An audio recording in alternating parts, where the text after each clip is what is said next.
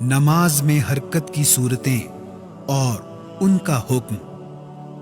شیخ ابن عثیمین رحمۃ اللہ علیہ فرماتے ہیں، نماز میں بلا وجہ حرکت کرنا درست نہیں، البتہ بوقت ضرورت نماز میں حرکت کرنے کی 5 صورتیں ہیں۔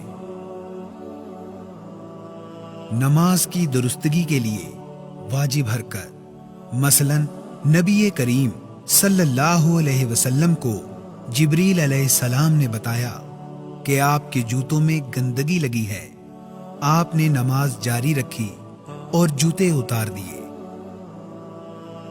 نماز میں حرام حرکت، نماز میں بلا ضرورت بہت زیادہ حرکت کرنا نماز کو باطل کر دے گی، اور جو چیز نماز کو باطل کر دے اس کا ارتکاب حرام ہے، کیونکہ یہ اللہ کی آیات کا مذاق اڑانے والی بات ہے۔ نماز میں مستحب حرکت، ایسی حرکت جس سے نماز مکمل ہوتی ہو، مثلا صف کو درست کرنے کے لیے تھوڑا آگے پیچھے ہونا یا صف میں خالی جگہ کو پر کرنا۔ سیدنا ابن عباس رضی اللہ عنہ نماز تہجد میں نبی کریم صلی اللہ علیہ وسلم کے بائیں جانب کھڑے ہو کر نماز پڑھنے لگے تو آپ نے انہیں گھما کر دائیں جانب کھڑا کر دیا۔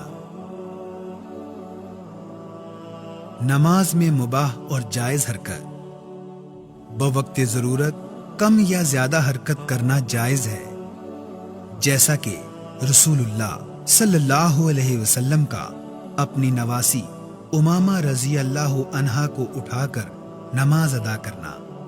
آپ حالت قیام میں انہیں اٹھا لیتے اور سجدے کے وقت نیچے بٹھا دیتے،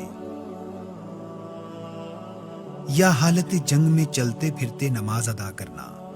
ارشاد باری تعالیٰ ہے، حافظوا على الصلوات والصلاة الوسطى وقوموا لله قانتين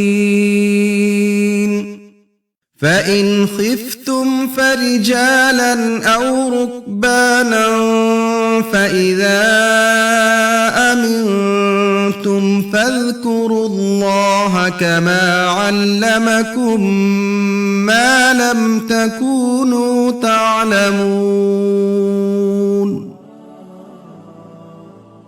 نمازوں کی حفاظت کرو، بالخصوص درمیان والی نماز کی، اور اللہ تعالیٰ کے لیے باادب کھڑے رہا کرو۔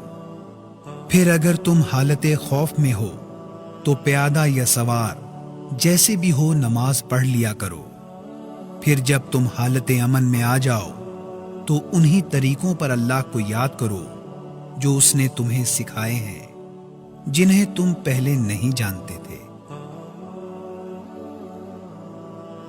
نماز میں مکروہ اور باطل حرکت، مذکورہ بالا صورتوں کے علاوہ حرکت مکروہ ہے، اور اگر یہ حرکت بلا ضرورت اور بہت زیادہ ہو کہ دیکھنے والے کو محسوس ہو کہ یہ شخص نماز نہیں پڑھ رہا، تو ایسی حرکت نماز کو باطل کر دے گی۔